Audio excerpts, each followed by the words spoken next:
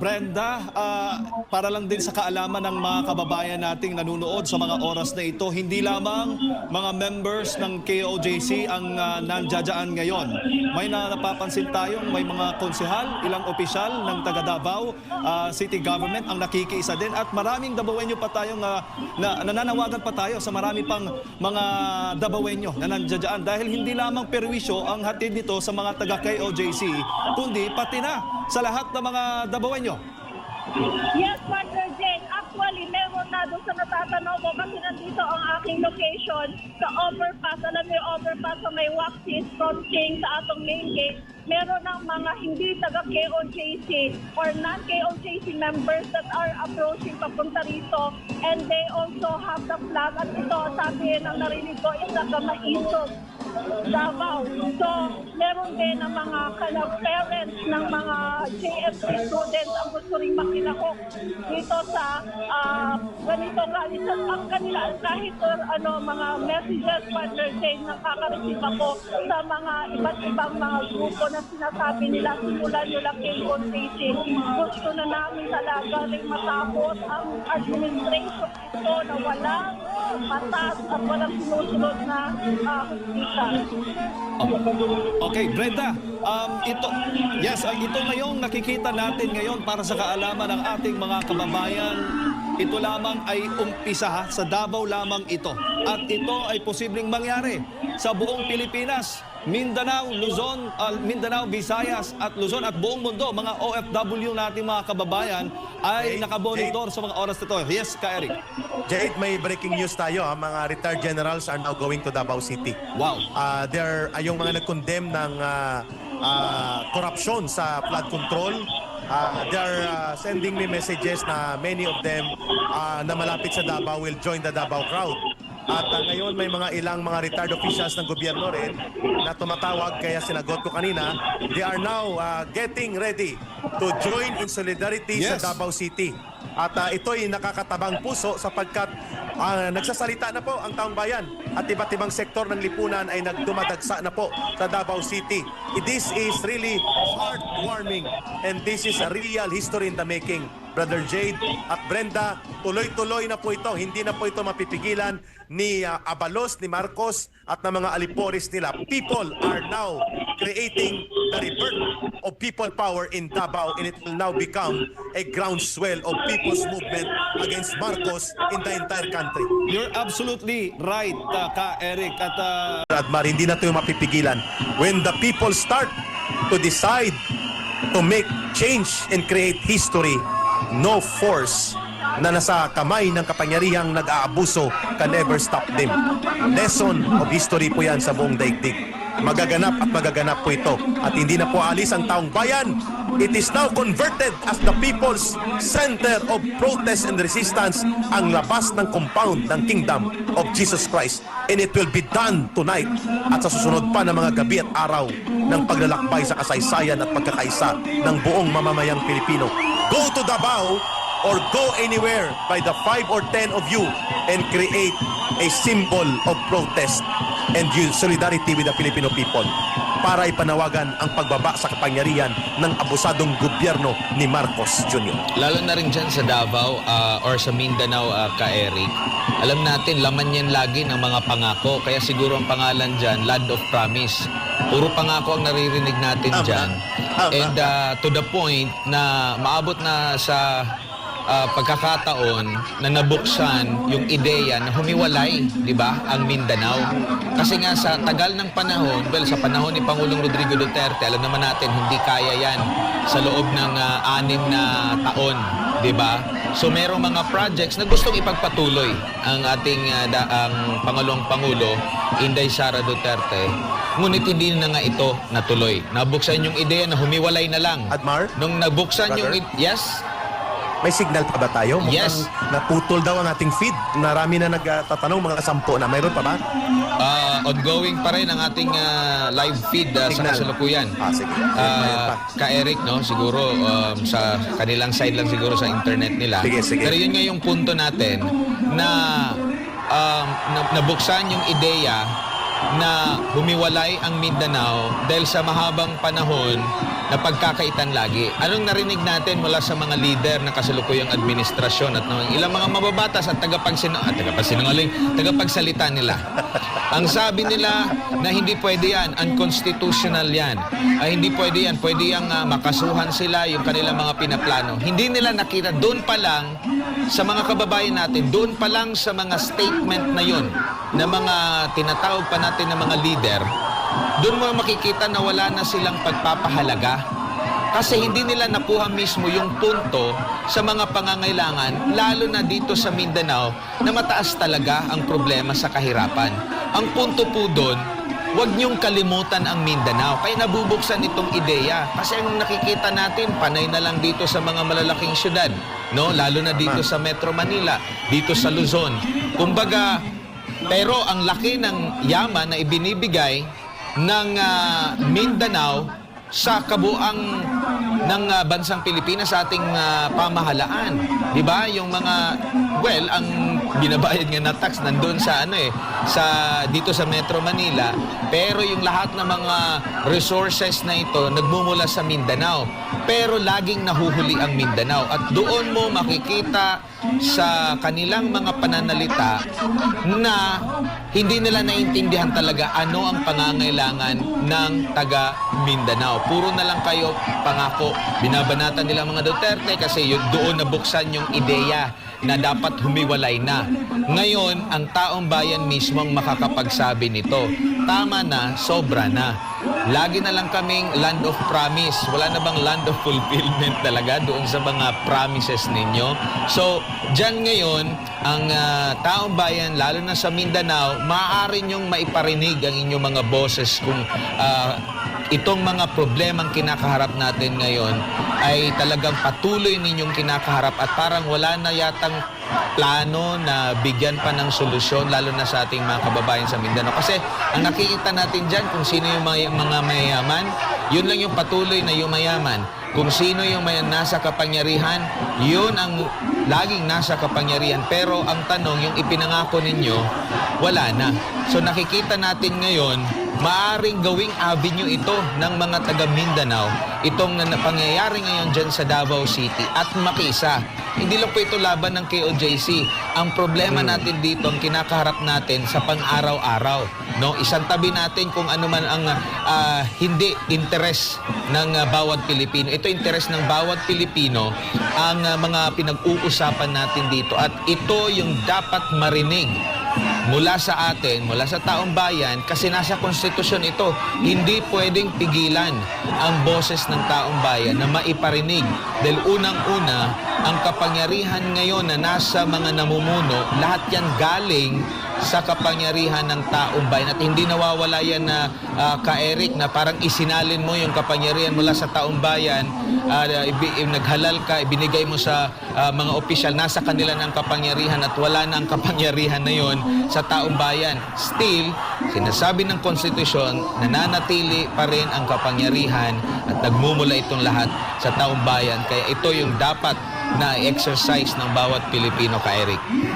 Tama po kayo, Brother Admar, no? Walang ibang dapat sisihin si Marcos Jr. sa nangyayari ngayong pag-aalsa ng mamamayan sa Mindanao, lalo na sa Davao, kundi ang sarili niya. The only thing that Marcos did when he came to power ay sinayang niya ang kapangyarihang inaatang sa kanyang balikat ng mamamayang Pilipino. Una, nagbumalik siya bilang tuta o puppet ng Amerika. Ipinapahamak niyang bansa sa kanyang digma-digmaan at tapang-tapangan sa China. Pangalawa, pinanumbalik niya ang pag-ari-arian ng mga oligarko, politikong bulok na mga kawatan sa gobyerno at ang mga negosyante na walang sawa sa ganit, sa gahaman, sa ganansya. Lahat yan, binalik niya, restored, baliktad sa ginawa ni Pangulong Duterte.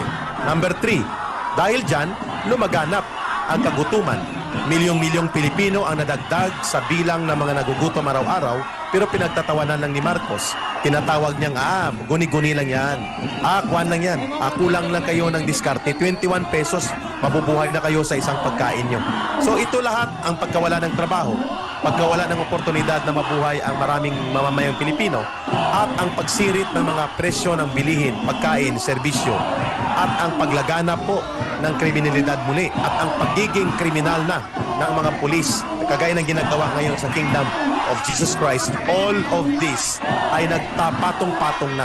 At ngayon, ang pagtitimpi ng mamamayan sa loob ng 2 taon sa kabulukan, kapalpakan ni Marcos Jr., ang iskandalo niya sa droga, ang kanilang pangingialam ng kanyang asawa at pinsan sa poder ng pagkapangulo niya, all of this ay naging dahilan kung bakit sumasambulat ngayon ang dagundong at daluyong ng galit ng paniningil ng sambayan ng Pilipino sa bulok at palpak na gobyerno ni Marcos. Wala siyang ibang sisingilin at sisisihin ito, mga kababayan, kundi siya mismo.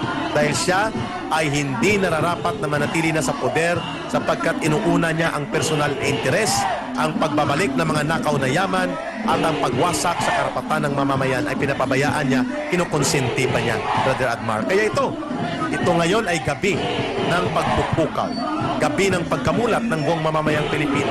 Ang hudyat ng pagsisimula sa Davao ay hindi na mapipigilan. Lalaganap ang dagundong at daluyong ng pagkilos ng mamamayan na babawiin nila ang ipinahiram na kapangyarihan kay Marcos at babangon ang buong bansa sa pamamagitan ng pagtatayo ng bagong pamahalaan, Brother Admar, mga kababayan.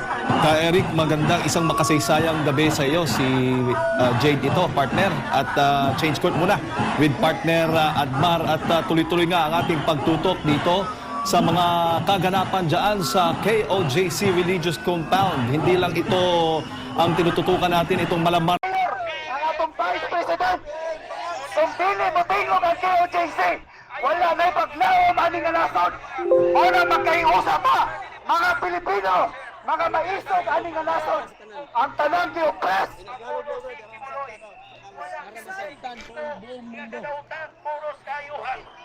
Lahat ng mga Pilipino, mga presidente, tingkod niya, akusasyon pa lang gani, gusto nang mag-take-over sa kingdom, mga magandawong. Wala sinasayang, tubo, siguro. Ang ipagtulo sa tanang member sa kingdom, para lang.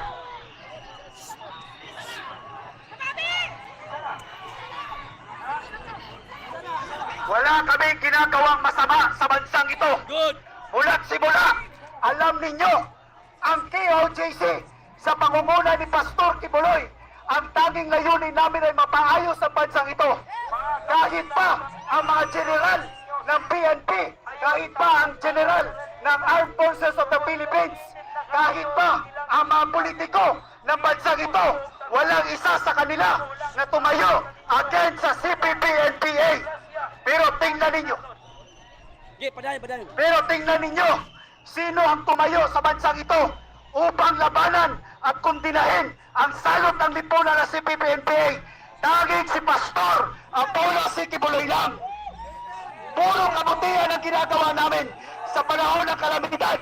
Wala kaming hinihingi sa gobyerno kahit piso, pero sa panahon ng kalamidad, kami ay nag-aambag-ambag, kami ay nagtitinda, kami ay nagpapakahirap upang makaipon lamang ng pondo upang maitulong sa sambayan ng Pilipino na sinalanta ng kalamidad.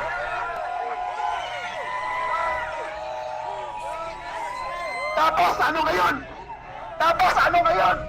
Ano ang ginawa ninyo sa amin? Ikaw, BBM! Akala namin, ipagpapatuloy mo ang naumpisahan ni Pangulong Duterte, kaya pinagkaisahan namin ay boto ka namin. Pero anong ginawa mo sa amin ngayon? Kinuhanan mo kami ng hustisya. Kinuhanan mo kami ng karapatan na mabuhay. Kinuhanan mo kami ng karapatan na mabuhay ng tahimik. Ino-stage mo kami ngayon. Kinuhanan mo kami ng mga matatanda namin. Pinatay ninyo. At ngayon, pinagtaniman nyo na kami ng illegal na droga. Ano ang gagawin nyo sa amin? Asa ng hustisya sa bansang ito? Asa ng hustisya sa gobyerno ito? Amen. Gusto nyong kunin ang aming compound? Patayin nyo muna kami lahat. BBM resign! BBM resign!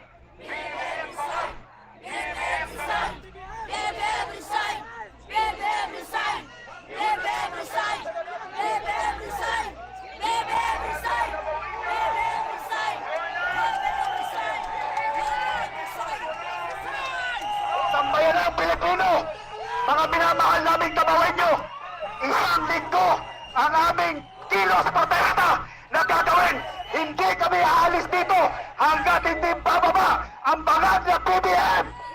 BBM resign! BBM resign! BBM resign! BBM resign! BBM resign! BBM resign!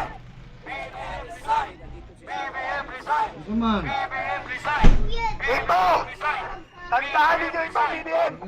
Dito magsisimula ang people's power na buong bansa!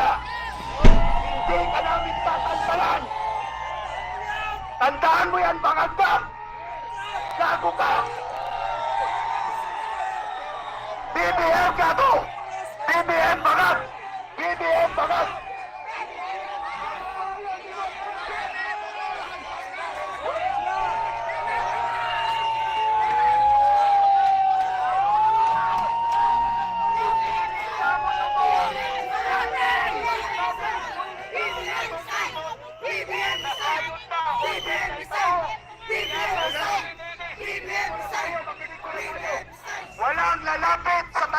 Walang lalapit sa mga pulis dahil pag lumapit tayo, tataniman tayo nila ng illegal na droga at dahilan para hulihin nila tayo. Yes! Balik tayo!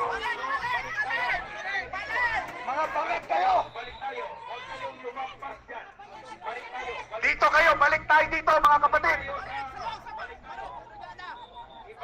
Gusto nyo kunin ang compound namin? Patayin nyo muna kami lahat! Dito magsisimula ang people's power sa buong Pilipinas!